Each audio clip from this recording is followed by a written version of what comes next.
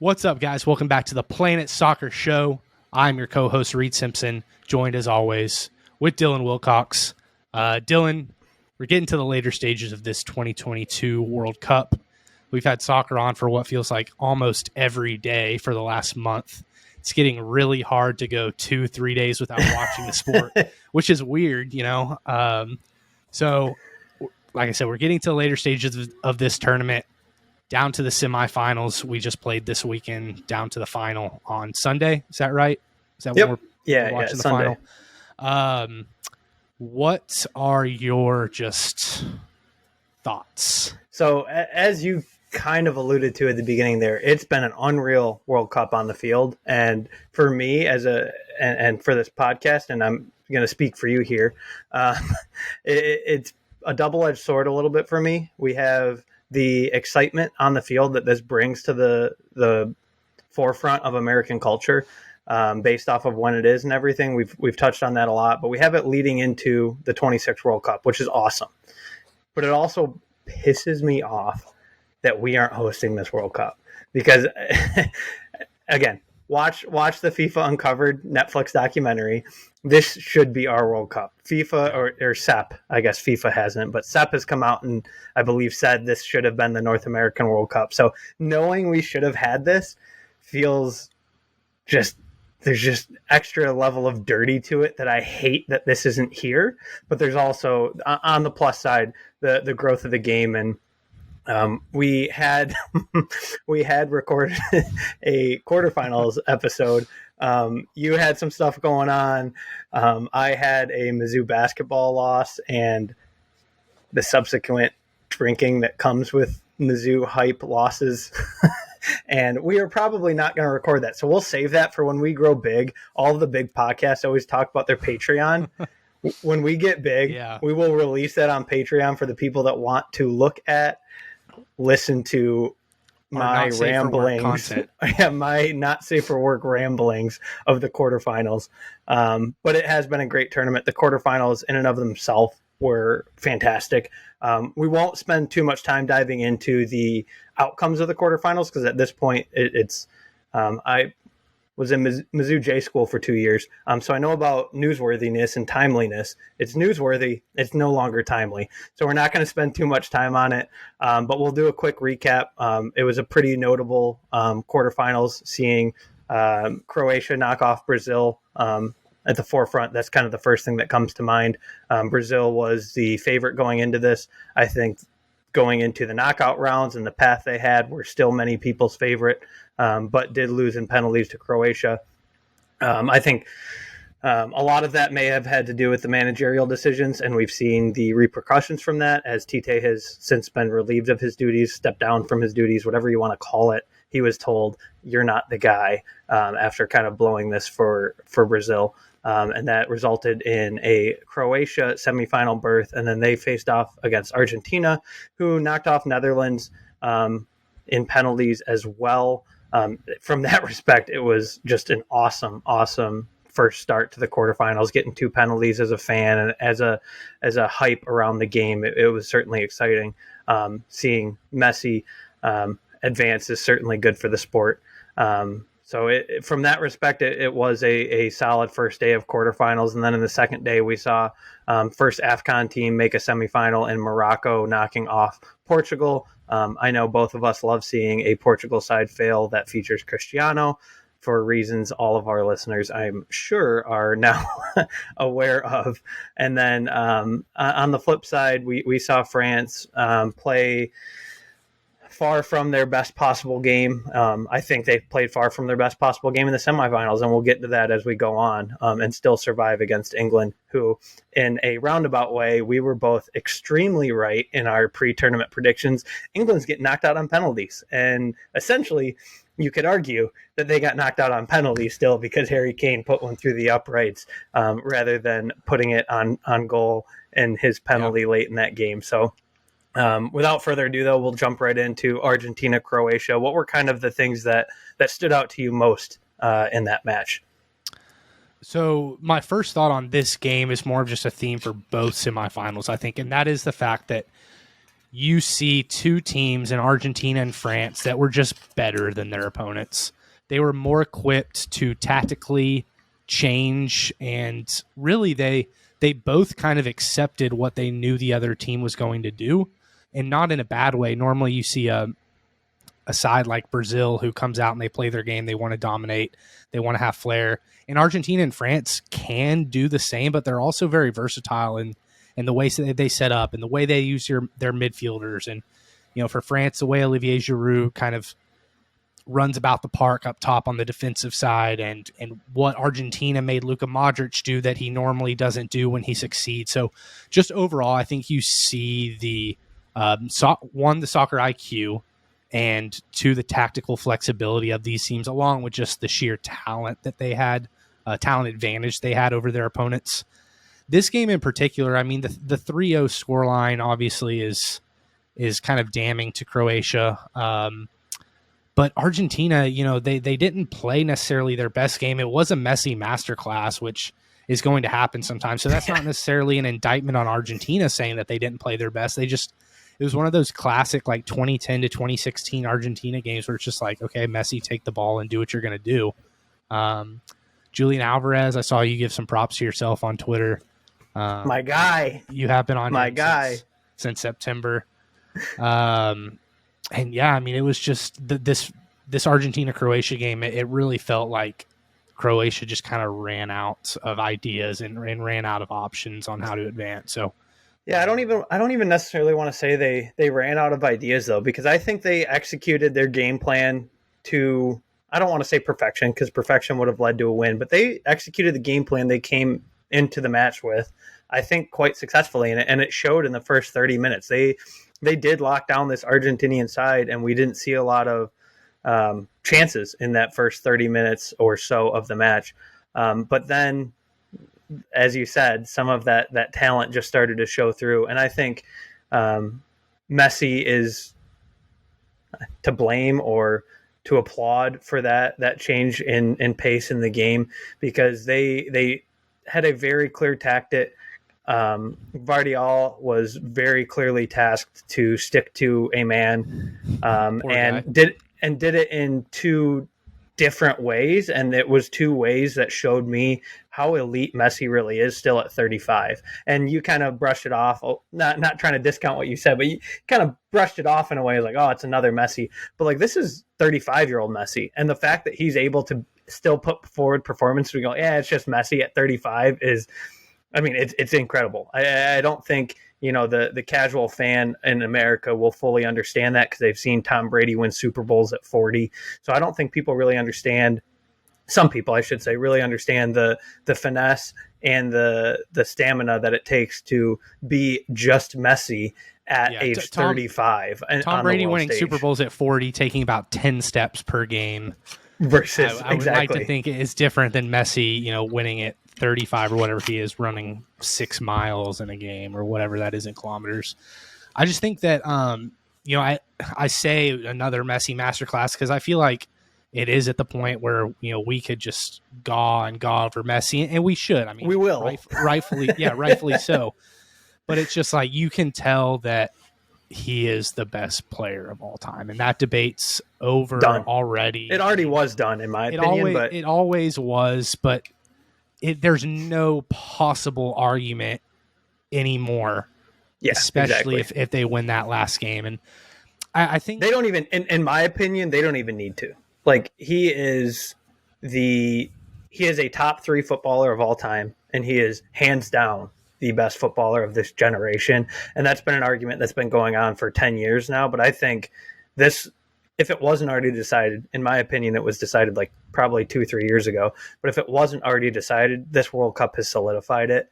And regardless, even if he doesn't get that winner's medal, it's over for me. I mean, the performances he's put on this tournament, he's not only on track to win Golden Ball, he's on track to flirt with Golden Boot. I mean, he gets a penalty a game. They're so good in the box, and France has question marks at the back, not to sneak into our finals preview, but they're going to get a penalty. Messi's gonna take it and he's gonna score. So like Mbappe's down 1 right now on the Golden Boot, if you ask me, and that's maybe not fair to Mbappe because it is fair to assume he will score based on his performances so far. But what are they at right now? Are they tied? Yeah, they're tied. They're tied at 5. So Okay. like in effect they're tied, but in my opinion, like we're gonna see a penalty that Messi takes in a World Cup final and he makes, and like so right now Messi, the performance he's put forward, regardless of result, further solidifies, in my opinion, his claim to the greatest of the generation. And I don't even think it's close at this point. A win makes it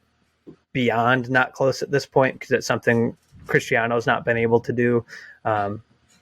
And Messi's at least been close twice now, making a couple of very late pushes in World Cups. So for me, as far as legacy, if we want to talk on the legacy of Cristiano versus Messi, it's over. It's been over, and this just solidifies that.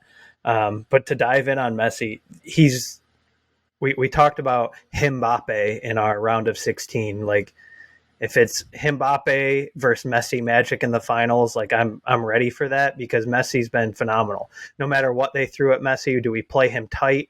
He's going to burn you with balls over the top or burn you with pace on the outside if he gets to the outside in a mismatch in transition. He will find a way.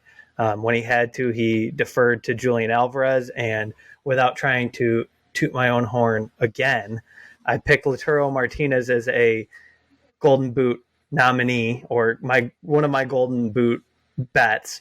I'm sorry, did I say Alvarez? I had Lautaro Martinez, but that is because we thought Lautaro Martinez was going to play in that Alvarez role.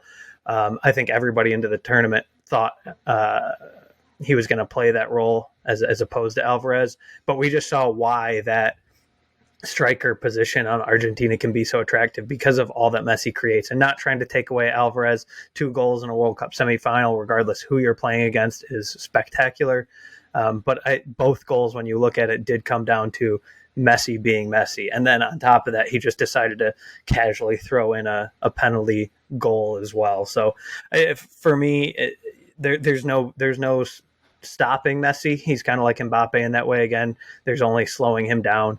You can try and play him tight and be in his back pocket all game, and he'll burn you with pace or a ball over the top, or you can give him space and he'll utilize that space in the midfield, which we saw him kind of drop back into that midfield role at times, which we've seen him do successfully at PSG. And there's no perfect strategy to stop him at this point in time. And I think we could see that continue into the World Cup final.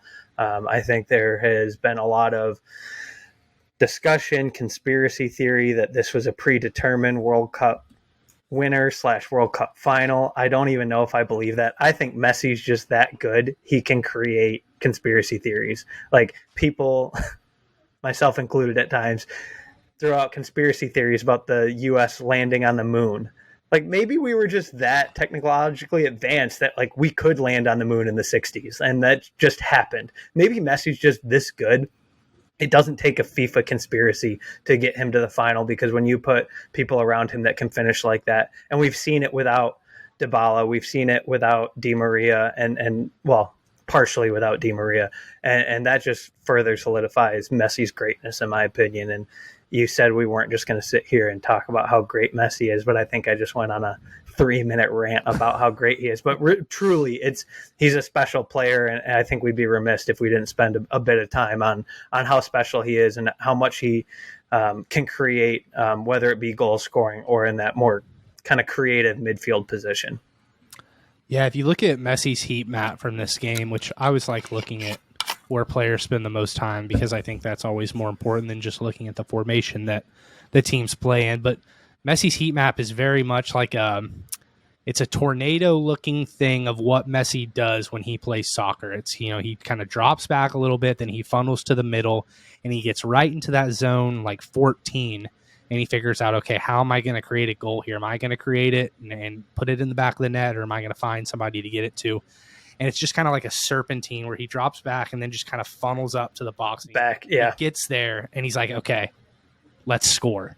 And that's very much what he did in this game. And he did it at will, which is what he seems to have done, his entire career. So One thing I will note on this before we move on to the next match, if you're ready.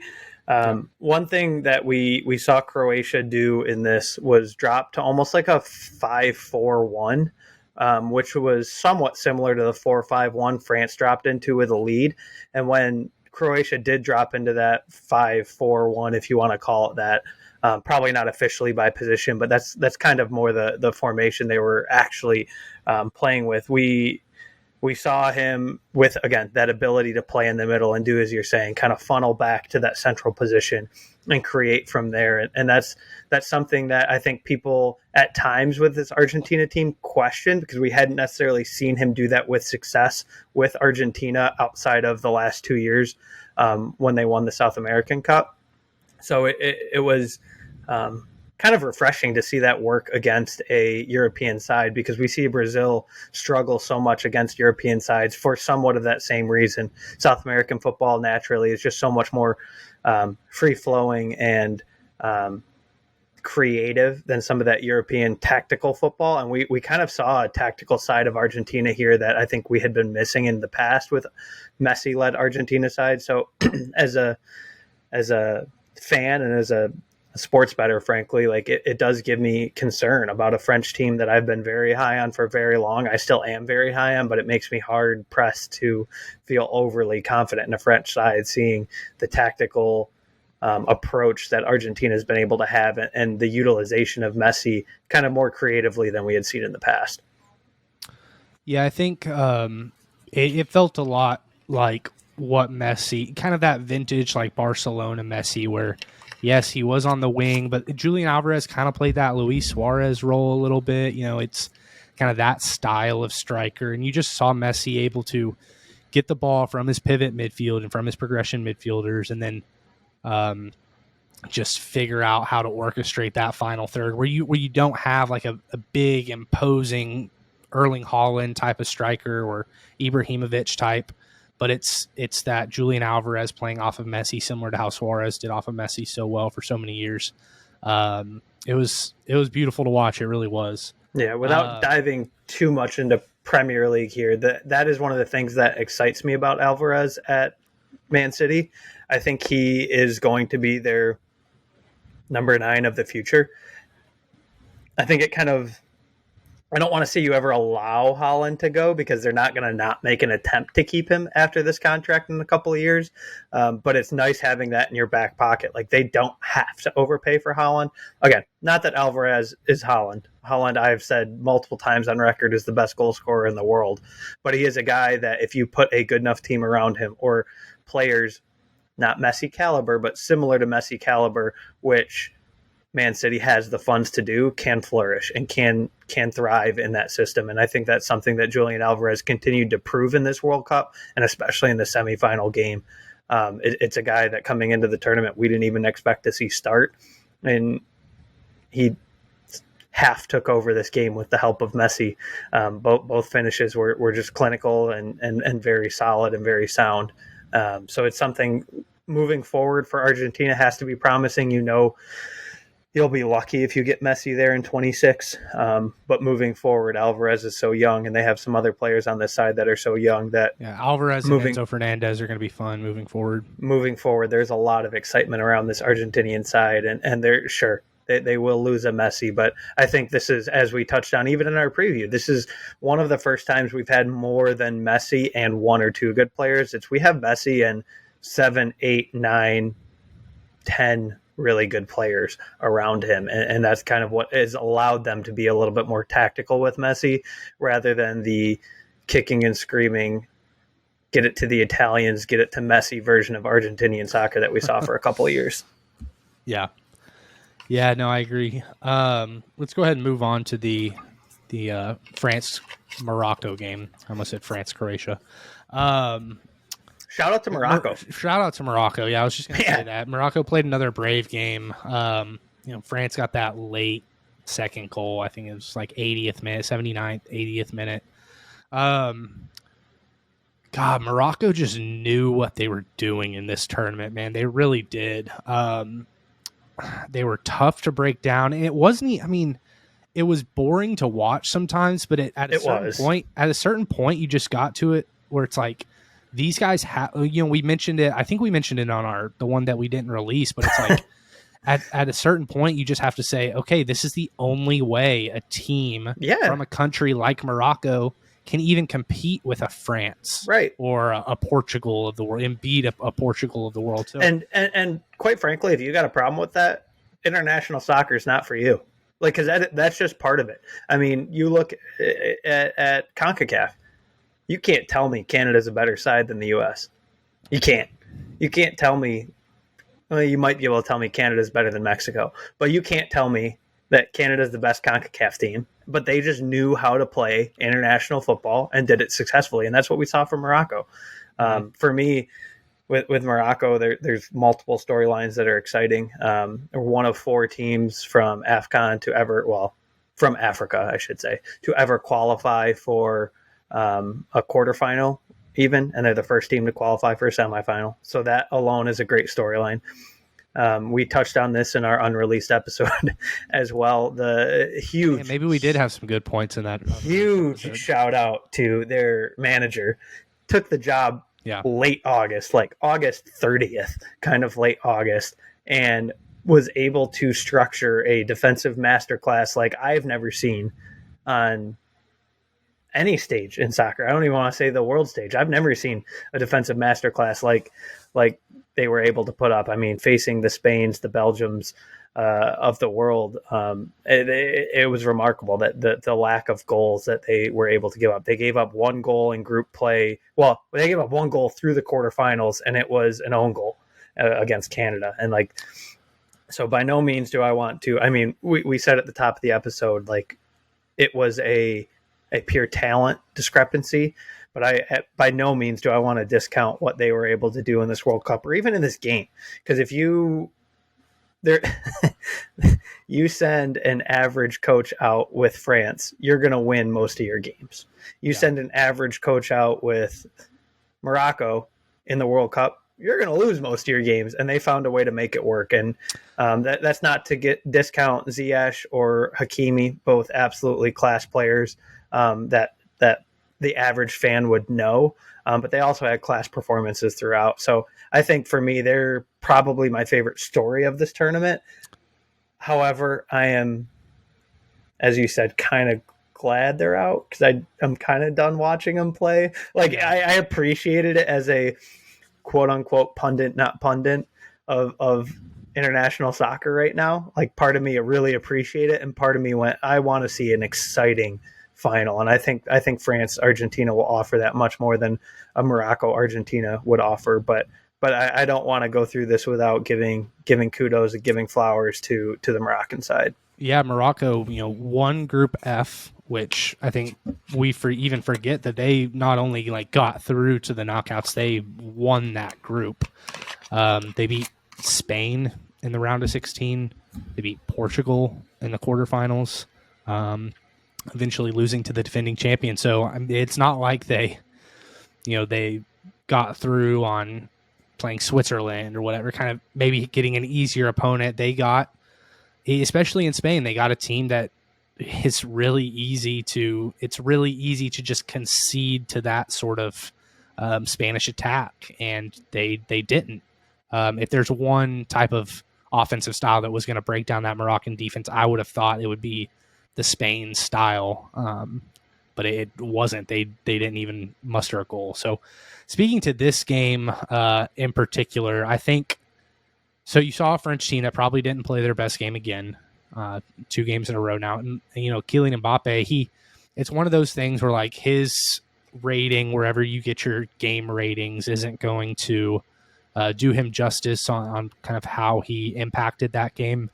I thought that, not Olivier Giroud, who's France's all-time leading scorer now, and which is wild to say. And Antoine Griezmann, they're obviously well known, within our community, people know them, but they're not one of those international soccer names. But they have just absolutely dominated this tournament.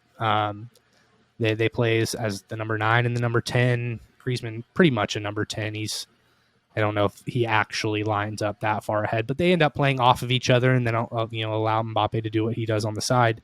And I was impressed by the way they pressed that double pivot of Morocco with Amberbat, and then you had, I think it was Awani. How do you say Yeah. that? Yep. Awani Yep. dropping back, and they just really limited kind of what Morocco wanted to do in there when they do go forward, which is eventually progress the ball out to the wings, and Giroud and Griezmann just made it difficult on them. Yep. I But think before, when, yeah, go ahead. before we kind of move on a little bit, it seems like from Morocco, I have two points I want to make on Morocco. One, they did a very good job of, in my opinion, exploiting Griezmann moving forward. We all know it was going to happen. When we did see them progress forward, there were two spots they progressed forward in it, and it was against that Griezmann position because, as you said, he does play kind of more that number 10, even though he doesn't line up there. He plays that number 10 with a little bit more defensive responsibility than you would normally see on that number 10 position. And Morocco kind of knew that going in, and exploited it to good chances. They had one off the woodwork, and a couple that just narrowly missed the net. So I think they did a good job of exploiting that. And I think I'm kind of interested to see how Argentina tries to possibly also exploit that down that side of the field. Because I do think that is a position that they may be able to exploit from. However, that isn't going to be the side that matches up against Messi, because he does play down that opposite side a little bit more.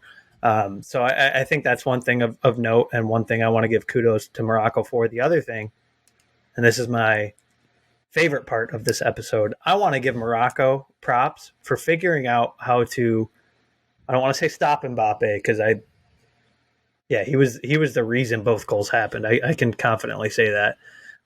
He was left off the score sheet though, which is difficult Right, to do. which is all you can ask to do against Mbappe, and that's kind of the result of this match was kind of what Kyle Walker was alluding to leading up to the quarterfinals. Like, hey, we're not just playing Mbappe; we could shut him down and still lose. We somewhat saw that in this, but I think the key, and I hope every coach in world football is listening. I have the key to stopping Mbappe. Oh God, here we go. It's having a right back like Hakimi, which is easy. Everybody's got a Hakimi in their back pocket who can press the ball. Emerson, you hear that? Everybody's got a Hakimi who can press the ball down the right side like that, and it did force, and it was after France already had a lead, so part of it was gameplay strategy, but it forced France into a change that brought Giroud off and moved Mbappe to the middle. And while Mbappe is a phenomenal player who can play from the middle and play from that true striker position, that's not where he plays best. He does play best out wide. So bringing a lot of pressure down that Mbappe side is something that forced France to kind of pivot a little bit their game plan after having that one goal. Again, it's easier to pivot if you're France, when you're up a goal, because, hey, we technically don't need to score here, especially against Morocco, who hasn't shown a lot. But because of all of that work they got down, which would be on the offensive right side of the field, because Mbappe and Abby, I don't know if she can hear me right now from upstairs, but loves Mbappe on offense. But notably, and she's right, he plays zero defense. Like, he's not helping back. So having a right back opposing Mbappe that can press the ball and stretch the field is extremely important to somewhat mitigate France and somewhat mitigate Mbappe. And I think we saw that on full display. And I said my plan, obviously, half jokingly, because Hakimi's don't grow on trees. He's one of the two best right backs in the world. Hakimi's a guy who can run almost stride for stride with. He can. Right, and that's the thing. He can run with him. He's the only one in the world that can do that. He's literally the only player who has clocked a higher speed in the World Cup than Mbappe. So you need a guy who can stay back with him at the speed of Hakimi and offensively talented enough to press forward like Hakimi from that right back side, which obviously is not realistic. But that is the key to keeping Mbappe quiet, because then that did force France to move him to the center. And while he did create a goal from center, it was more of a goal in transition when Morocco was pushing full forward. So I am somewhat interested to see how Argentina possibly plays off of that in the final, because DePaul right now has had a phenomenal World Cup, but by no means do I think he is a right mid who can exploit that weakness of Mbappe. I think he is a right mid who is sufficient in the I think they would Argentinian play on the system. opposite side. Or wouldn't it be McAllister on Mbappe's side? McAllister and I don't think so. If that's just true, kidding. I've totally. If that's true, Either one. I mean, you could say the same for either one. But if it is McAllister, I have more belief. I'll have to look into that more. I thought it was DePaul / whoever they're going to put in there, but that's where going into the finals, I am interested. Do you leave DePaul, who has been phenomenal? Like, this is the best we've seen from him in the World Cup. He's shown nothing like this on club level as of late. Or do you go with do you move? Do you have Di Maria play that? Do you have Dybala, who normally plays a little bit more pressing forward, both who are healthy now? Do you have them play that right mid? That'll be kind of an interesting thing for me when we see the lineups come out Sunday morning is how do they plan to attempt to exploit that side of the field? Because Mbappe being so far forward on that side does leave a little bit of exposure in that French defense. And I think we kind of saw that at times in Morocco before French side switched their tactics a little bit and removed Giroud. But if it is a tie game, they're not taking Giroud out because, as we said, he's the highest goal scorer in French national team history. So I'm not taking out Giroud in a tie game. I don't think you can, regardless of the attack being brought forward by your opponent. I just don't think you can remove him from the game. So you would be stuck with Mbappe playing out wide left and leaving that defensive exposure. So that's the one thing I noticed from Morocco. I think they did really well was when Mbappe was out wide on that left side, exposing their right side attack and capitalizing on that and creating really good chances at times. Chances they didn't capitalize on, but chances that Argentina will capitalize on because they have an Alvarez, because they have a Messi, because they have those goal scoring threats. You're not going to get so lucky if you're France in a final against a side that does have that goal scoring ability. Yeah, and I think looking at this game, Morocco and France, I think if France doesn't score in the 5th minute, it's a different game. I think Morocco wins this game. I don't know. I just think it would have been. They would have had a puncher's chance at the end. They still did. And that's the crazy thing for me with Morocco, less against France and more, again, tipping the cap to Morocco. They still had they were down 2-0 in the last 85 minutes. And as a France money line backer, I was sweating. And that was a game I didn't expect to be sweating up 2-0 in the 85th minute. I just didn't think that was going to happen. But Morocco did a very good job at the end of the first half. They had a really good save that they forced Hugo Lloris into, who I know we talked about that on text. He was, not to his own fault, non-existent in group stage, non-existent in the Switzerland game because he didn't have to be. But against England and against Morocco, he came out. He showed up and he played really well. And tip of the cap to Morocco for forcing him to play really well. He had a really good save at the end of the first half, shot off the woodwork at the end of the first half, a couple very, very close opportunities in the dying minutes of the second half. So as a handicapper, this is tough. I'm going to have to do a deep dive the next 2 days because just watch the game. And I know. I honestly, this is another one. I kind of shied away in the Argentina-Croatia game from picking a winner. And it was more about how I thought the game flow was going to go. And I feel like I'm kind of in the same boat in this final. I think it will be a pretty free-flowing offensive game, more so than you would normally see in a World Cup final. I feel like normally in knockout stages, especially once you get past the round of 16, you see very passive first 15 minutes.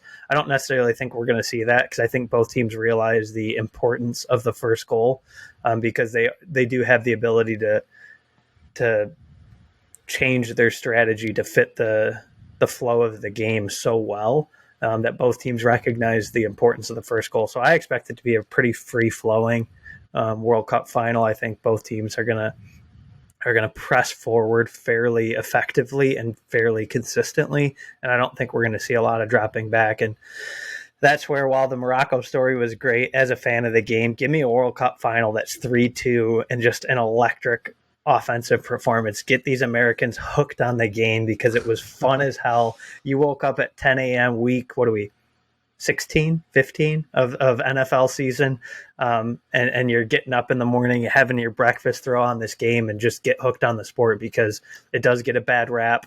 No offense to Morocco because of Moroccan type strategy where we just sit back and try and get a draw or get to penalties or extra time. And I just don't see that happening because first goal is going to be very important based off of the knockout stages that we've seen thus far and their ability to adapt either with lead or without lead. Yeah, it'll be a fun final, I think.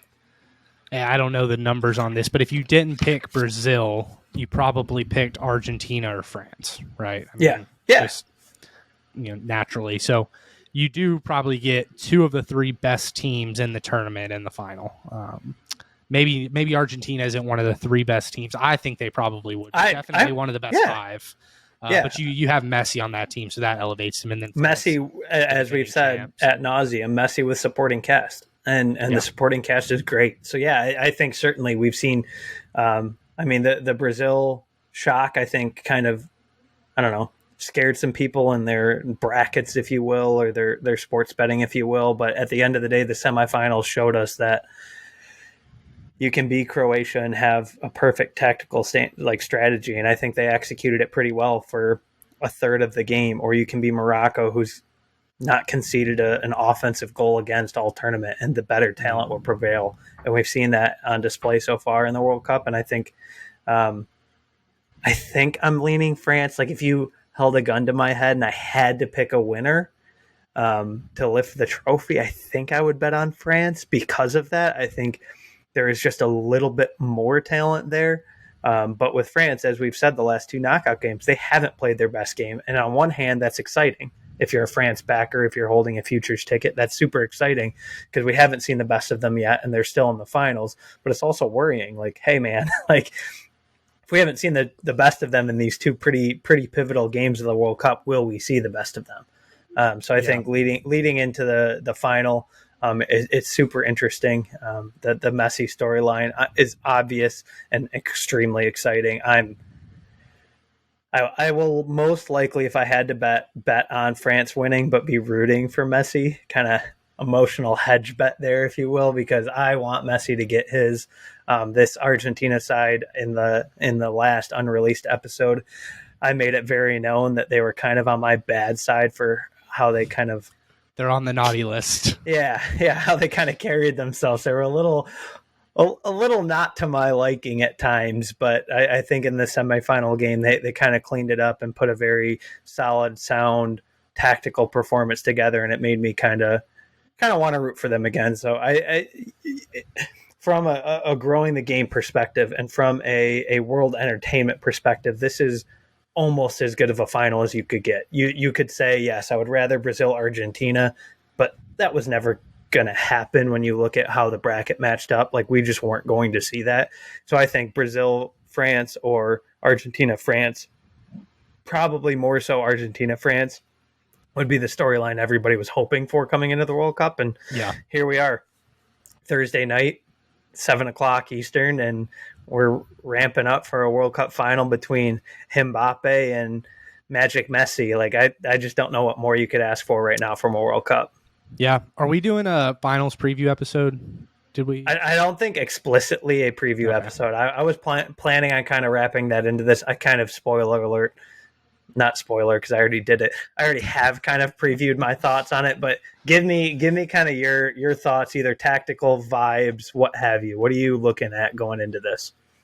I hope the watchers or listeners can tell that we actually took some notes before this one. We did some preparation.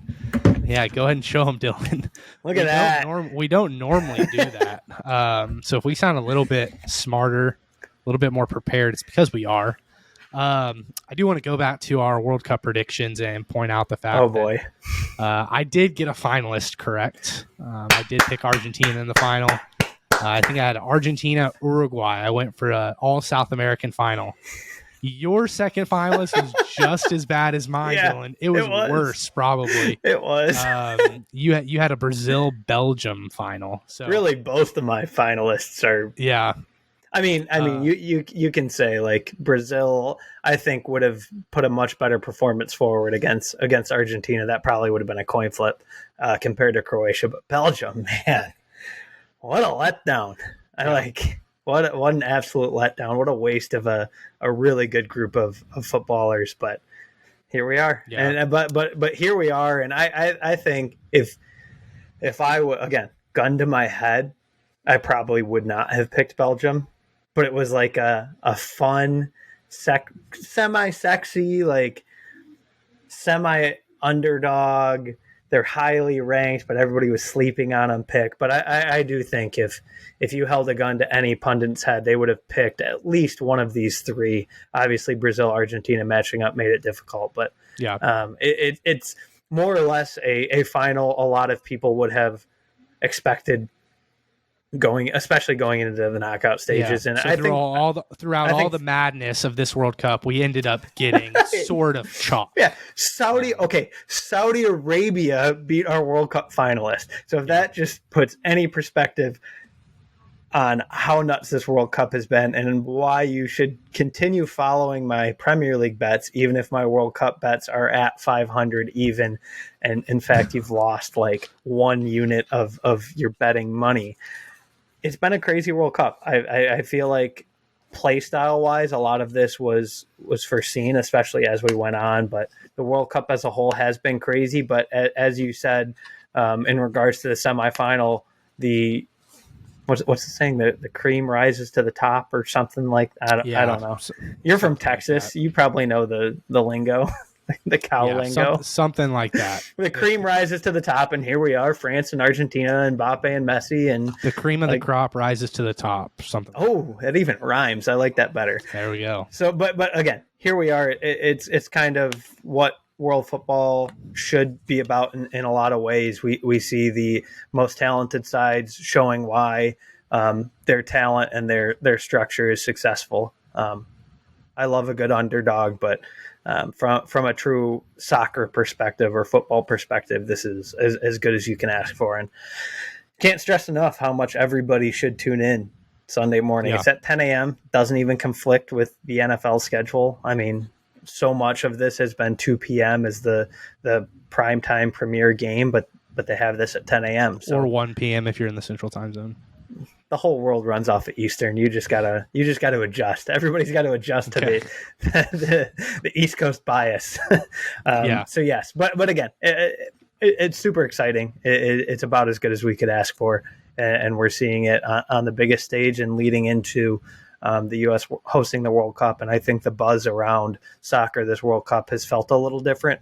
2010 felt really good, but it kind of fell off there a little bit in 14 and 18 in the U.S. at least, that excitement level. So seeing that excitement level brought back partially from the U.S. performance and partially from the star-studded performance of the knockout stages is exciting, and I'm pumped. Again, I think we've said it. I don't think we could have picked a better time to start this. It's exciting to get to talk about this professionally. Yeah. Yeah, it is fun. This has been our 18th YouTube video about the World Cup, which is pretty wild. Content machine. That much content. Should have been 19 if Mizzou didn't have to get their ass kicked by Dang it. We Sorry, recorded 19. We've recorded 19. Yeah, but we appreciate you guys listening as always. Oh shit. Turned on some music. Make sure to share with your friends, share our channel with your friends, like, subscribe, do all that stuff. This video will go out because I think it was good. Sunday, 10 a.m., 9 a.m. See you there. 10 a.m. Eastern. 10 a.m. Eastern, 9 a.m. You're Central, which is weird. I feel like you would be like Mountain or something, but you being Eastern. Yeah, that is. Well, part of Michigan isn't, so that's how close I am to not Eastern. But hey, because part of Florida is Central. The plus side of where we're at is it gets dark later than anywhere else in the country. That is nice. Yeah. So like nice. I hear people talking about 4 p.m. darkness, and I'm like, it's dark early, but it ain't dark that early. So yeah, It will be light out on Sunday morning. Tune in. It'll lead you right into the NFL. Huge week of the NFL. Go Lions, forward down the field. We're finally semi-relevant again. So pump yourself up with some good World Cup action leading into those exciting NFL slate. Will Lionel Messi supplant his legacy as the undisputed best of all time? Or will France claim their all second? time? Yeah. Or will France... Hold on. Well, if he wins the World Cup, there is no debate, Dylan. The best of all time. All right. We'll save it. Save it for the finals episode. All right. Because I got let us know what you guys think in the comments. There we go. There it is. There's the engagement. And we will talk to y'all next time.